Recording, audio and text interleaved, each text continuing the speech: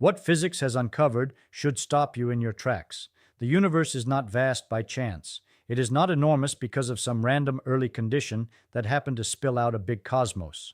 Using equations built to describe gravity, physics has found that the size of the universe was not approximately this big, not roughly in this range, but had to be this big. The math is that exact. And the reason points straight at you, not at life in general, not at intelligence as an abstract idea, but at the specific chain, nuclear, gravitational, chemical, biological, that produced a carbon atom inside a living cell, inside a body that can sit in a chair and wonder why the sky is so dark. The universe is 93 billion light-years wide. That number and your existence are not two separate bullet points on a list. They are two ends of the same chain of physical necessity. Physics found the chain. This walks it link by link, from the largest scale there is to the one sitting in your chair right now. Stay with this. The size of the universe and the fact that you exist are not two separate questions. They are the same question asked from opposite ends. You've seen the night sky. You know space is huge. Since childhood, someone gave you the numbers, distances, timescales, figures meant to make you feel small. You filed them away like most statistics that don't change your Tuesday. Space is big. Noted. Moving on. But buried quietly in that filing is an assumption most people never notice, that the size of the universe is just a fact about the universe, with nothing to do with you, that it's the backdrop against which your life is a tiny, local, briefly interesting event. The cosmos doesn't consult its inhabitants when setting its dimensions. That assumption feels obvious. It barely reads as an assumption at all, but it is wrong. Not metaphorically, not philosophically in some vague sense, precisely, quantifiably, equationally wrong. The universe's size is not independent of your existence. Physics says so. Here's why. The easy question is, how big is the universe? Answer, about 93 billion light-years across, as far as we can observe. Stated, nodded at, filed next to other big numbers that don't quite land. A fact. Doesn't feel like a question. The real question is different and it changes everything. Why is the universe exactly this size? Not approximately. Not somewhere in this range. Why is the expansion rate of space tuned to the value that permitted galaxies to form, stars to burn across generations, heavy elements to be forged, scattered, gathered into rocky planets, and eventually into you? That question has an answer, a quantitative, testable, equation-derived answer. Not a guess, not a metaphor. A number from our best-tested physics sitting at the intersection of the size of the entire cosmos and the diameter of a single atom in a single cell in your brain. Physics didn't choose that intersection. It found it. Here's the textbook version. True as far as it goes. The universe began in extreme density and heat and has expanded ever since. That expansion is governed by the Feynman equation, derived from Einstein's general relativity. It balances outward expansion against inward gravity. The universe is this large because it expanded for 13.8 billion years. Start small and dense, let it run, end up here. Most explanations stop there. Expansion started, expansion continues, here we are. Size is the product of age. Age is just time elapsed. Physics set initial conditions, time did the math. Nothing further. That's not wrong. It's incomplete in a way that matters. Because inside the Feynman equation is a term physicists didn't know what to do with for decades. A constant Einstein added, removed, added again, and called his greatest blunder. A number governing how expansion changes over time, measured with extreme precision, yet so different from what our best theory predicts that it produced the worst prediction in science. That's the cosmological constant, and once you see its value versus what it could have been, the size of the universe stops being backdrop and starts being a measurement of something else. The number coming next is the strangest in physics, and it connects directly to your existence. Here's where the textbook breaks open. The cosmological constant, the number governing expansion rate, therefore how long the universe lives, therefore whether it has time for galaxies, stars, planets, life, has a measured value from observation. Quantum field theory, the other pillar of modern physics, describes every particle and force we've detected. It also speaks to this number. It can calculate what the constant should be from first principles, using math that predicts every other quantity it touches with extraordinary precision. The measured value and the theoretical prediction disagree by a factor of 10 to the power of 120. Let that sit. 10 to the 120, a 1 followed by 120 zeros. That dwarfs the estimated atoms in the observable universe, about 10 to the power of 80. The gap between our two best theories on this one number is larger than the count of all atoms that exist. This isn't a minor bug. It's the largest mismatch between theory and observation in scientific history. Physicists call it the cosmological constant problem. It's sat unresolved for decades. Now, what follows from the actually measured value, not the predicted one? If the cosmological constant were larger, even by a hair, the universe would expand too fast. Gas that should become galaxies gets flung apart before gravity gathers it.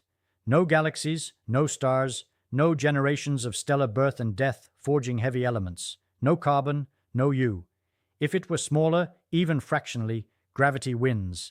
The universe collapses in a big crunch before the first stars finish their lives. No time, no elements, no you. The actual value sits in the narrow window that permits everything else. Physics has no explanation for why, only the fact that it does. And the cosmological constant is just the first link. There are 3 more, each narrowing the window further. Try this. Imagine you're the engineer of a universe. At the Big Bang, one dial in front of you, expansion speed. Instruction: produce a universe that can eventually contain something alive, something that grows, perceives, reproduces. That's it. Nudge the dial up, a fraction of a percent wrong. Universe expands too fast. Galaxy-forming gas dilutes before gravity grips it. No cosmic structure assembles, no galaxies, no stars. The periodic table stops at hydrogen and helium permanently. Trillions of years of featureless dark, uncollected hydrogen drifting apart forever. Nudge it back too far, gravity dominates. Before the first stars finish their nuclear work, the cosmos falls back. Big crunch before the first supernova scatters a single carbon atom. Universe lives a moment, then crushes everything. No heavy elements, no second-gen systems, no time. There is one setting, one precise position in a range so narrow our math strains to describe it, that permits galaxies, stars, stellar generations, heavy elements, rocky planets, chemistry complicated enough to be alive. The actual universe is set there. The question physics hands us without answering: did the dial land there by accident? Is there a law that required it? Or did something turn it deliberately to the one value that would eventually produce something capable of asking why? Energy, chemistry, evolution. These forces converge to create carbon-based life. They sit at values so precise, so specifically tuned, that each alone is remarkable. Together they are something else. First, the strong nuclear force. It holds nuclei together. Its strength decides which atoms are stable, slightly weaker, and only hydrogen holds. No fusion, no heavy atoms, no real chemistry. Slightly stronger, and all hydrogen fuses in the first minutes, leaving only helium, nothing to fuel the long stellar generations life needs. The actual value sits between those cliffs. Second, the triple alpha process, the reaction in dying stars that makes carbon. This is where physics gets strange. Carbon, the backbone of every living molecule, should barely form. Math says it shouldn't exist in the amounts we see. It forms only because of a hidden resonance in the carbon-12 nucleus, an energy level tuned so 3 helium nuclei fuse into carbon before flying apart. Astronomer Fred Hoyle predicted this resonance before it was measured using a backward argument. Life exists, life needs carbon, therefore carbon must form, therefore this resonance must exist. He was right. It was found exactly where life's backward logic required. Third, the ratio of electromagnetic force to gravity. This sets how big stars grow, how long they live, whether they burn stably enough to sustain life conditions for billions of years. Our sun burns as it does because this ratio has its value. Change it, and stars capable of long-lived planetary systems don't exist. Set the cosmological constant, set the strong force, set the triple alpha resonance, set the force ratio, all 4 required at once, all 4 set to values that allow you. Adjust any one and the chain breaks. The universe produces nothing that can notice the break. Physics found all this. Physics has not explained why any of it is true. That 93 billion light-year size is not arbitrary. It is the direct mathematical product of 2 facts. The universe is 13.8 billion years old, and space has been expanding while light traveled. Multiply, accounting for expansion, and you get the observable sphere we live in. But why 13.8 billion years? Because of you, not metaphorically, physically. Follow backward. Carbon, the backbone of your molecules, the thing the triple alpha process barely makes, can only exist after a first generation of massive stars is born from hydrogen, burns for millions of years, and dies in supernovae scattering heavy elements. That alone takes about 10 billion years before the universe holds meaningful carbon. Before it, the periodic table is nearly empty. After, space is seeded for chemistry. One generation isn't enough. The enriched gas must be gathered by gravity over hundreds of millions of years, compressed into a new stellar nursery, formed into a second-generation star, this time with rocky planets, because now there are heavy elements. Add several billion years. Then, on one such rocky planet, in a stable orbit, those elements need time to organize into self-replicating chemistry, then cells, then multicellular life, then organisms complicated enough to look up and ask. On Earth, that took about 4 billion years. Add it, 10 billion for first stellar generation, several billion for second, 4 billion for evolution. The minimum age for a universe to produce a living observer by the most direct route, no delays, is 13 to 14 billion years. Actual age, 13.8 billion, not millions off. Small margin. Because it's that old and space expanded that long, the observable sphere is 93 billion light years. The universe isn't vast, and then you happen inside it. It's vast because everything required before you was possible took nearly 14 billion years. That's how big a 14 billion-year-old expanding universe is. Here's the reversal. Go slow. You arrived assuming the universe is vast and you are small inside it. Cosmos gets 93 billion light years. You get 8 decades. The disproportion feels obvious, maybe crushing. The universe doesn't seem sized with you in mind. But that's the wrong reading. The universe isn't 93 billion light years wide despite you. It's 93 billion light years wide because your conditions required it to run nearly 14 billion years. And that's how large such a universe is. The size of the universe is not separate from your existence. It is the physical record of how long your existence took to become possible. Every constant, cosmological constant, strong force, triple alpha resonance, force ratio, sits at the precise value that kept the chain intact long enough to complete. Move anyone, and the chain breaks at that link. The universe gets a different size or collapses, and in either case produces no one to measure size or wonder about constants. Physics found the chain. Physics measured every link. Physics has not found who or what assembled it, or whether assembly is even the right word. That's where equations stop and the real question begins.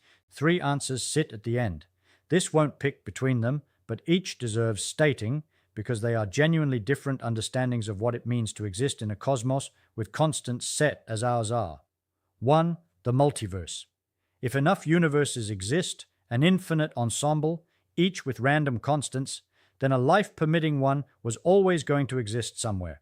We're inside one not because it was selected, but because it's the only kind that produces someone who finds themselves anywhere. Improbability becomes statistics, mathematically respectable, permanently unverifiable, since other constant universes send no detectable signal. 2. Undiscovered physics. There may be a principle deeper than anything found, which requires the constants to be as they are, making a life-permitting universe not improbable, but inevitable. Something beneath the standard model we haven't reached. Possible. For now, hypothetical. Every decade without it raises whether it's there. 3. Intention. The constants are set this way because something set them. Not by any process physics can describe or observe. Not by anything inside the chain, but by something outside it that wanted the chain to complete. Physics can't confirm this. It also can't rule it out. The equations are silent on intent. What's no longer available after this? The comfortable old assumption. The one saying the universe is vast for no reason, you exist for no reason, and the two facts are unrelated. So here's what physics actually found, plain. The universe is 93 billion light years wide because it needed to be 13.8 billion years old for you to be possible. It needed that because carbon needs 10 billion years of stellar death to be forged and scattered. It needed that because the cosmological constant strong force, triple alpha resonance, and force ratio are all set to the precise values that kept the chain intact from the first second to this one. The universe's size is the fossil record of your necessity. You are not a small thing inside a large universe. You are the reason the large universe has a clock. Look at the night sky differently if you can. That darkness is not emptiness. It is elapsed time. Every light year is a year the universe ran, forging elements, scattering them, gathering them, building toward the conditions that made a living cell, a nervous system, you. The vastness is not the universe being indifferent to your existence. It is the universe recording how long your existence took to become possible. Whether that points to coincidence, an undiscovered law, or something that intended the chain to complete, that question the equations have handed you without answering,